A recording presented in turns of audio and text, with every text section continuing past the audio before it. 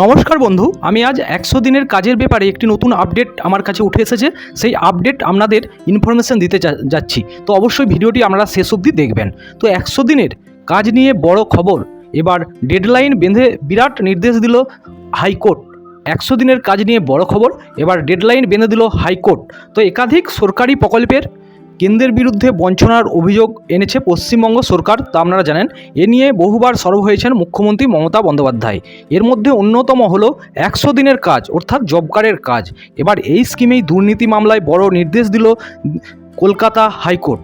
বৃহস্পতিবার উচ্চ আদালতে এই মামলার শুনানি ছিল, সেখানেই এই নির্দেশ দেয় প্রধান বিচারপতির ডিভিশন বেঞ্চ।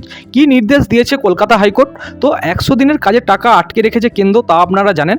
দীর্ঘদিন ধরেই রাজ্যের তরফ থেকে এই অভিযোগ আনা হচ্ছে, পাল্টা দুর্নীতির তত্ত্ব খাড়া করছে কেন্দ্রীয় সরকার। এই নিয়ে বাংলার তদন্তে আসে কেন্দ্রীয় দল। Additional solicitor general Ashok Chakraborty আদালতে দাবি করেন, মোট 5,37,00,000 টাকা বন্টনের ক্ষেত্রে দুর্নীতি হয়েছিল। গত মার্চ মাসে হাইকোর্টে একটি রিপোর্ট দিয়ে জানানো হয়, উচ্চ আদালত নিযুক্ত 4 সদস্যের কমিটি বিভিন্ন সময়ে হুগলি, পূর্ব বর্ধমান, মালদা ও দার্জিলিং জিটিএ অঞ্চল পরিদর্শন করে 100 দিনের কাজের টাকা বন্টনের ক্ষেত্রে দুর্নীতির কোনো প্রমাণ পায়নি। তাহলে দুর্নীতির কোনো প্রমাণ কিন্তু মেলেনি। রাজ্যের এই 4 জেলা থেকে 2,20,00,000 টাকা উদ্ধার হয়েছে। এদিন শুনানির সময় অ্যাডিশনাল সলিসিটর জেনারেল বলেন, দুর্নীতির জন্যই 2022 সাল থেকে 100 দিনের কাজের টাকা দেওয়া বন্ধ রেখেছে কেন্দ্রীয় সরকার, শুধুমাত্র বাংলার জন্য। 2025 সালের জানুয়ারি মাসে গ্রামান্বয়ন মন্ত্রকের আবার চিঠি দেয় রাজ্য, যা বিবেচনা করা হচ্ছে বলে জানায়। এই মামলায় শুনানির প্রধান বিচারপতি টি.এস. শিবগানম বলেন, যদি দুর্নীতি হয়ে থাকে তাহলে কেন্দ্রের সংস্থা পদক্ষেপ গ্রহণ করতে পারে। এক্ষেত্রে কেউ কেন্দ্রকে আটকাতে পারবে না। এই টাকা প্রকৃত প্রাপকদের দ্রুত বন্টন করার নির্দেশও দিয়েছে উচ্চ আদালত। রাজ্যের আইনজীবী কল্যাণ বন্দ্যোপাধ্যায় আদালতে বলেন, কেন্দ্রীয় সরকার বিশাল উদ্ধত, তার প্রস্তাব গ্রহণ করছে না, অন্য কেউ কিছু না করলে ব্যবস্থা নিচ্ছে। 3 বছর হয়ে গেল এই রাজ্যের বহু প্রকল্পের টাকা আসেনি।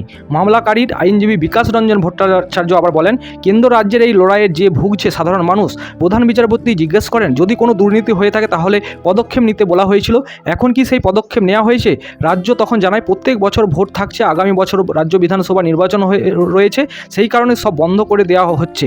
এটা কিসের রাজনীতি? প্রশ্ন তোলে রাজ্য। অ্যাডিশনাল সলিসিটর জেনারেল আবার জানান, রাজ্যকে 12 কোটি টাকা দেওয়া হয়েছিল, দুর্নীতির অভিযোগের টাকা উদ্ধার করেছে রাজ্য, তবে সেটা ফেরত দেয়নি। হাইকোর্ট পাল্টা জিজ্ঞেস করেন, আপনারা টাকা উদ্ধারের পর কি করেছেন? কেন্দ্রকে ফিরিয়ে দিয়েছেন নাকি প্রকল্পের মাধ্যমে মানুষকে দিয়েছেন?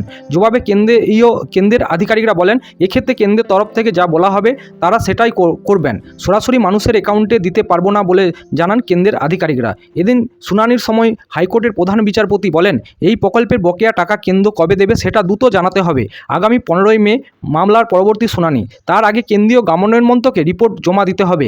একই সঙ্গে রাজ্যের উদ্দেশ্যে উচ্চ আদালতের নির্দেশ, জব কার্ড হোল্ডারদের কেন বেকার ভাতা দেওয়া হবে না সেটা পরবর্তী শুনানির দিন জানাতে হবে। উল্লেখ্য, একাধিক সরকারি প্রকল্পের কেন্দ্রীয় বঞ্চনার অভিযোগ এনেছে রাজ্য। 100 দিনের কাজের নামও রয়েছে সেই তালিকায়। ইতিমধ্যে এই প্রকল্পের একলা চলো নীতি অনুসরণ করছে পশ্চিমবঙ্গ সরকার। এবার এই স্কিমে দুর্নীতি সংক্রান্ত মামলাতে বড় নির্দেশ দিল কলকাতা হাইকোর্ট ও কেন্দ্র। রাজ্য উভয়ে নির্দেশ দিয়েছে আদালত।